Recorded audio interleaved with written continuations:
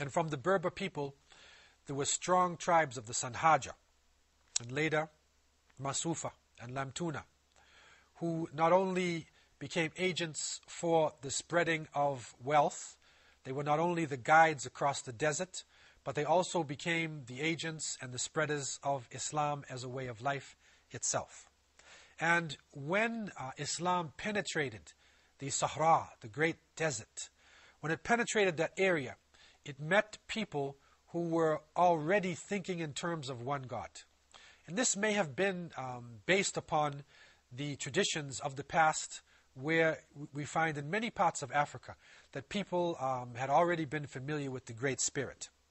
In any event, al-Bakri, one of the famous geographers from Andalusia, he records in his text in the year 1068, he brings valuable information on three very famous Islamic empires: the empire of Gao, the empire of Takror, and the empire of Ghana.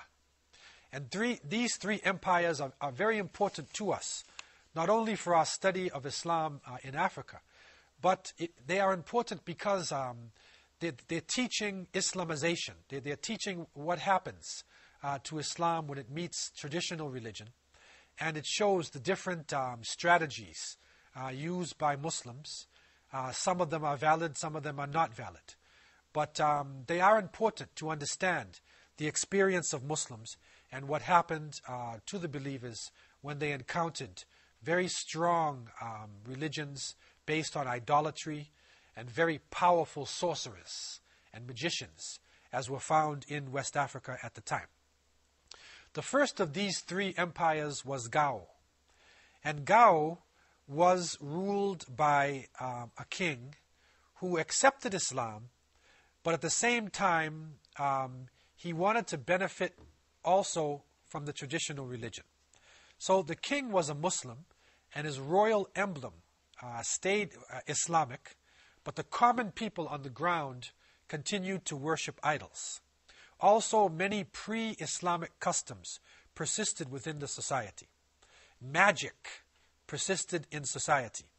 And the king himself, and this trend that he set, is one who tries to get the best of both worlds, as they would say. He's an imam during the day and a sorcerer at night. If he cannot defeat you by making dua to Allah, then he wraps up a spell and then throws it on you when he meets you in battle. And so this is a way of approaching Islam. It's syncretism. It's mixing up different ideologies. But we have to recognize that this is what happened to Islam in many parts of the world.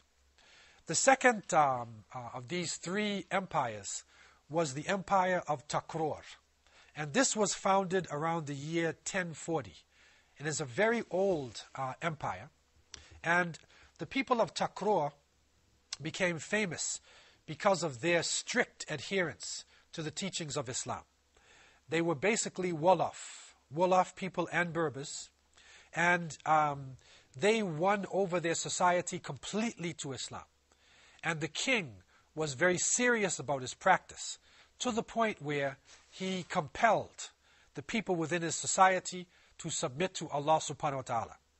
And so he did not tolerate idol worship or magic or any other form of religion or worship within the boundaries of his Islamic state.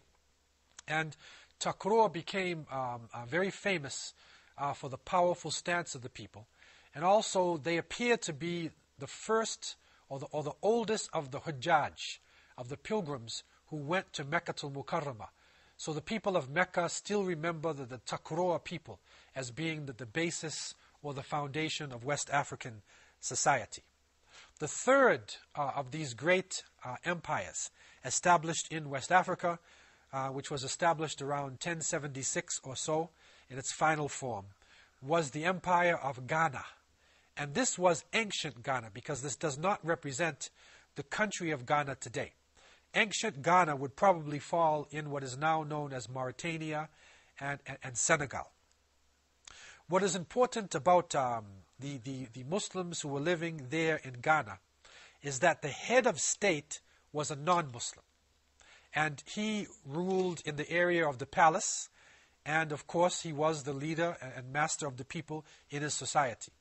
The Muslims were allowed to live in an autonomous site.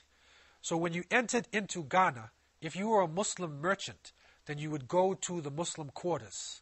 There within the quarters, you would hear the adhan being called, the food was halal, the Quran was being studied in the different schools, women were covering themselves properly, and you would find everything that you would expect within an Islamic land, an area ruled by an emir of Islam. But they lived within a non-Muslim state. So this again is another trend that was set. The Muslims, because of their understanding of the Arabic language and because of the travel that they had and the interaction with different races and different societies, were being used by the king as scribes, as accountants, as ambassadors, as merchants, and they were generally employed in the court of the king to meet different foreign dignitaries who would come into the courts, and also to help the king to deal with contact with the Islamic world and with different books and treatises and different coinages with Arabic language being used. So we see now that Arabic is a very important language. I mean, not only just for religious purposes, but Arabic actually unlocks the key to the history of West Africa. It also gives you an understanding of what happened in societies in many parts of the world.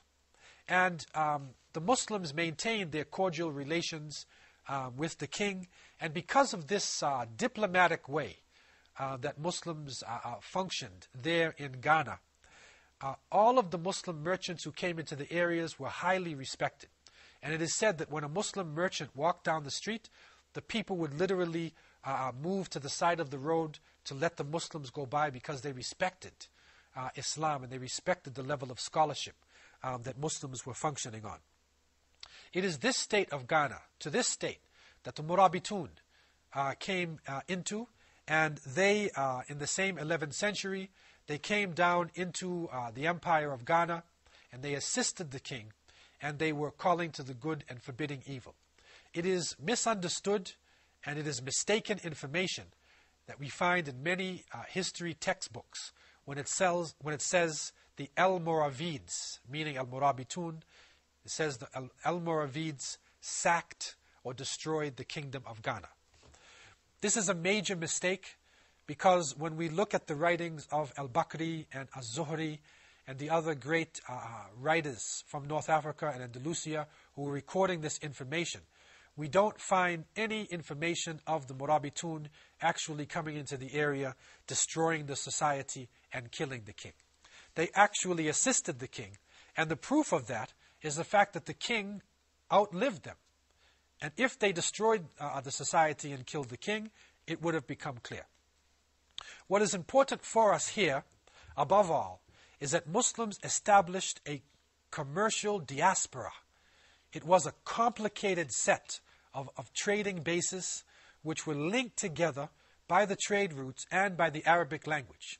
So Arabic became a lingua franca.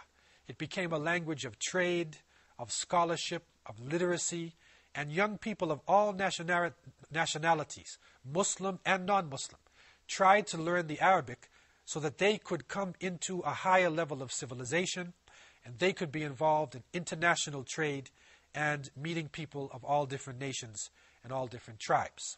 Also, Arabic and Islam opened up the way for Sharia.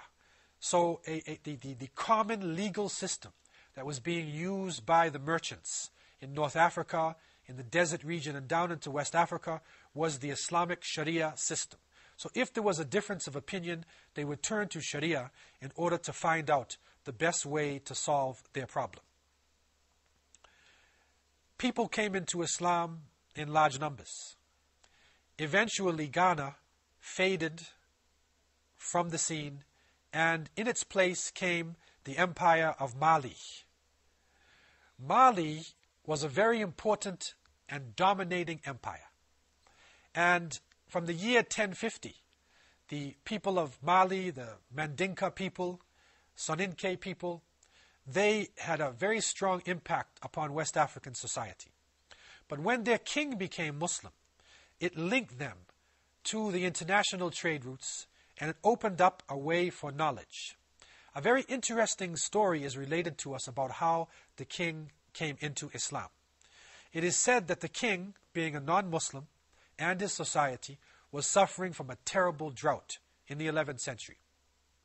A Muslim, educated, having basic understanding of Islam, came into the region and sat with the king to understand what was the problem.